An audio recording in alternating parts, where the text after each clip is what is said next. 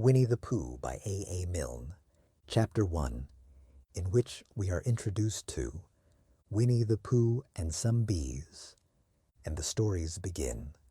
Here is Edward Bear coming downstairs now, bump, bump, bump, on the back of his head behind Christopher Robin. It is, as far as he knows, the only way of coming downstairs, but sometimes he feels that there really is another way. If only he could stop bumping for a moment and think of it. And then he feels that perhaps there isn't. Anyhow, here he is at the bottom, and ready to be introduced to you, Winnie-the-Pooh. When I first heard his name, I said, just as you are going to say, "But I thought he was a boy." "So did I," said Christopher Robin. "Then you can't call him Winnie?" "I don't." "But you said, he's Winnie-the-Pooh. Don't you know what there means?" "Ah, yes, now I do," I said quickly, "and I hope you do, too, because it is all the explanation you're going to get. Sometimes Winnie-the-Pooh likes a game of some sort when he comes downstairs, and sometimes he likes to sit quietly in front of the fire and listen to a story this evening." "What about a story?" said Christopher Robin. "What about a story?" I said. "Could you very sweetly tell Winnie-the-Pooh one?" "I suppose I could," I said. "What sort of stories does he like?" "About himself, because he's that sort of bear." "Oh, I see. So could you very sweetly?" "I'll try," I said. So I tried. Once upon a time, a very long time ago now, about last Friday, Winnie-the-Pooh lived in a forest all by himself, under the name of Sanders. "What does under the name mean?" asked Christopher Robin. "It means he had the name over the door in gold letters and lived under it." Winnie-the-Pooh wasn't quite sure, said Christopher Robin. "Now I am," said a growly voice. "Then I will go on," said I. One day when he was out walking, he came to an open place in the middle of the forest, and in the middle of this place was a large oak tree, and from the top of the tree there came a loud buzzing noise. Winnie-the-Pooh sat down at the foot of the tree, put his head between his paws, and began to think. First of all he said to himself, "That buzzing noise means something. You don't get a buzzing noise like that, just buzzing and buzzing, without its meaning something. If there's a buzzing noise, somebody's making a buzzing noise, and the only reason for making a buzzing noise that I know of is because you're a bee." Then he thought another long time and said, "And the only reason for being a bee that I know of is making honey." And then he got up and said, "And the only reason for making honey is so as I can eat it." So he began to climb the tree. He climbed and he climbed and he climbed, and as he climbed he sang a little song to himself. It went like this. Then he climbed a little further, and a little further, and then just a little further. By that time he had thought of another song. He was getting rather tired by this time, so that is why he sang a complaining song. He was nearly there now, and if he just stood on that branch. Crack! "Oh, help!" said Pooh as he dropped 10 feet on the branch below him. "If only I hadn't," he said as he bounced 20 feet onto the next branch. "You see, what I meant to do," he explained as he turned head over heels and crashed onto another branch 30 feet below. "What I meant to do. Of course it was rather," he admitted as he slithered very quickly through the next 6 branches. "It all comes, I suppose," he decided as he said goodbye to the last branch, spun round 3 times, and flew gracefully into a gorse bush. "It all comes of liking honey so much. Oh, help!" He crawled out of the gorse bush, brushed the prickles from his nose, and began to think again. And the first person he thought of was Christopher Robin. "Was that me?" said Christopher Robin in an awed voice, hardly daring to believe it. "That was you. Christopher Robin said nothing, but his eyes got larger and larger, and his face got pinker and pinker. So Winnie-the-Pooh went round to his friend Christopher Robin, who lived behind a green door in another part of the forest. "Good morning, Christopher Robin," he said. "Good morning, Winnie-the-Pooh," said you. "I wonder if you've got such a thing as a balloon about you." "A balloon?" "Yes, I just said to myself, coming along. I wonder if Christopher Robin has such a thing as a balloon about him. I just said to myself, thinking of balloons and wondering." "What do you want a balloon for?" you said. Winnie-the-Pooh looked round to see that nobody was listening, put his paw to his mouth, and said in a deep whisper, "Honey." "But you don't get honey with balloons." "I do," said Pooh. "Well, it just happened that you had been to a party the day before at the house of your friend Piglet, and you had balloons at the party. You had had a big green balloon, and one of Rabbit's relations had had a big blue one, and had left it behind, being really too young to go to a party at all. And so you had brought the green one and the blue one home with you. Which one would you like?" you asked Pooh. He put his head between his paws and thought very carefully. "It's like this," he said.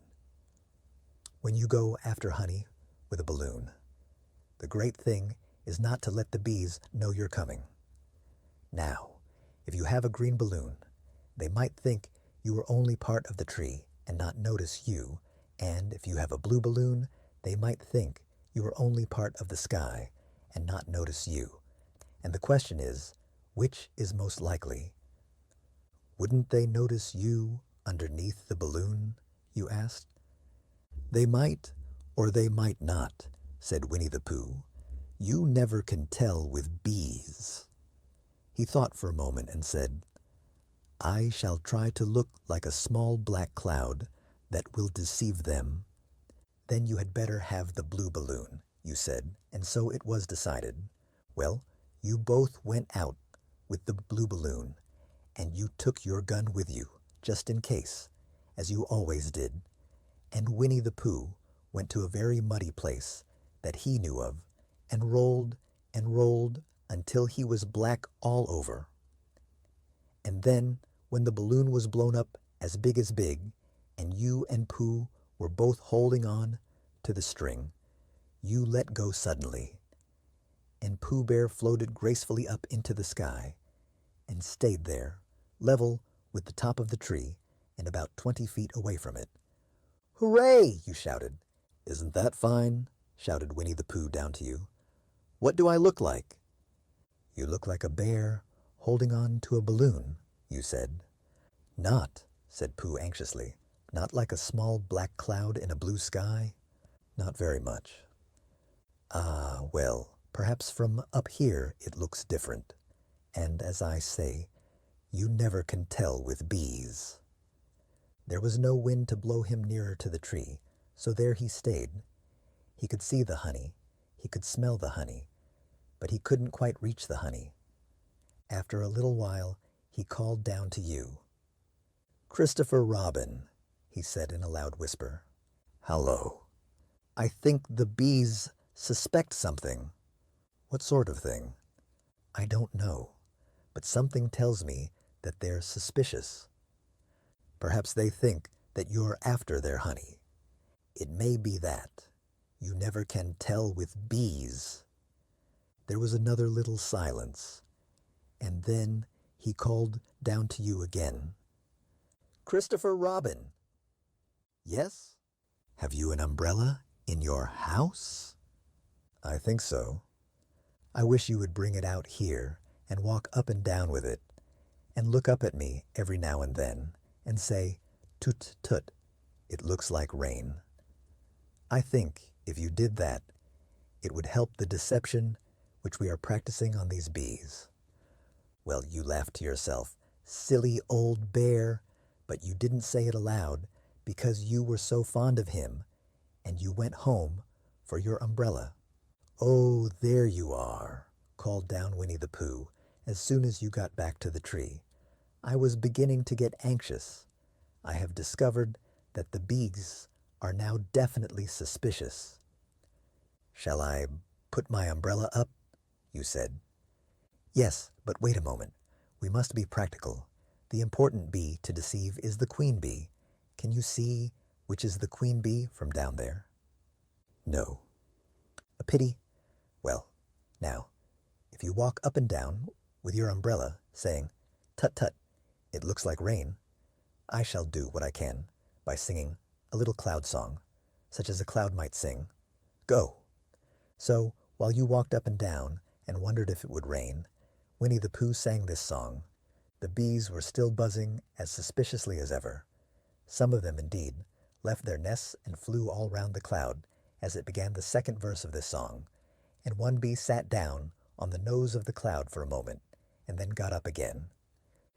"Christopher Robin," called out the cloud. "Yes, I have just been thinking, and I have come to a very important decision. These are the wrong sort of bees." "Are they?" "Quite the wrong sort. So I should think they would make the wrong sort of honey, shouldn't you?" "Would they?" "Yes, so I think I shall come down." "How?" asked you. Winnie-the-Pooh hadn't thought about this. If he let go of the string, he would fall. Bump. And he didn't like the idea of that. So he thought for a long time, and then he said, "Christopher Robin, you must shoot the balloon with your gun. Have you got your gun?" "Of course I have," you said. "But if I do that, it will spoil the balloon," you said. "But if you don't," said Pooh, "I shall have to let go, and that would spoil me." When he put it like this, you saw how it was, and you aimed very carefully at the balloon and fired. "Ow!" said Pooh.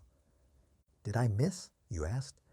"You didn't exactly miss," said Pooh, "but you missed the balloon."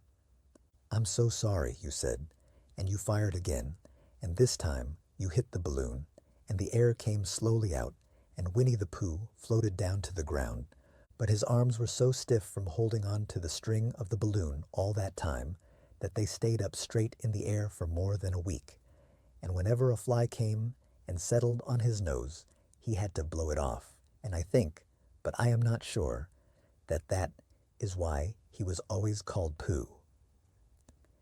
"Is that the end of the story?" asked Christopher Robin. "That's the end of that one. There are others. About Pooh and me, and Piglet and Rabbit and all of you. Don't you remember?" "I do remember, and then when I try to remember, I forget." That day when Pooh and Piglet tried to catch the heffalump. They didn't catch it, did they? No, Pooh couldn't, because he hasn't any brain. Did I catch it? Well, that comes into the story. Christopher Robin nodded. "I do remember," he said. "Only Pooh doesn't very well. So that's why he likes having it told to him again. Because then it's a real story and not just a remembering." "That's just how I feel," I said. Christopher Robin gave a deep sigh, picked his bear up by the leg, and walked off to the door, trailing Pooh behind him. At the door, he turned and said, "Coming to see me have my bath?" "I might," I said. "I didn't hurt him when I shot him, did I?" "Not a bit." He nodded and went out, and in a moment I heard Winnie-the-Pooh, bump, bump, bump, going up the stairs behind him.